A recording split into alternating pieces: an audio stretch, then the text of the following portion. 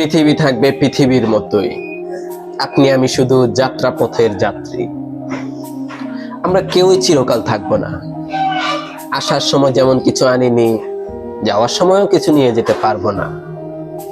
তবু কেন এত ভয়, কেন এত কিছু হারাবার চিন্তা? ভালোবাসা হারালে কাঁদি, মানুষ হারালে ভেঙে পড়ি, সম্পদ হারালে দিশেহারা হয়ে যাই। কিন্তু কখনো কি ভেবে দেখেছি, যা কিছু আজ আমাদের চারপাশে আছে তা সবই কেবল সময়ের কাছ থেকে ধার করা।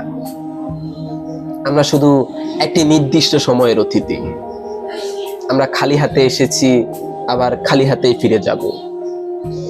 তাহলে এত লোভ, অহংকার, প্রতিযোগিতা, কষ্ট সবই তো বৃথা গেল।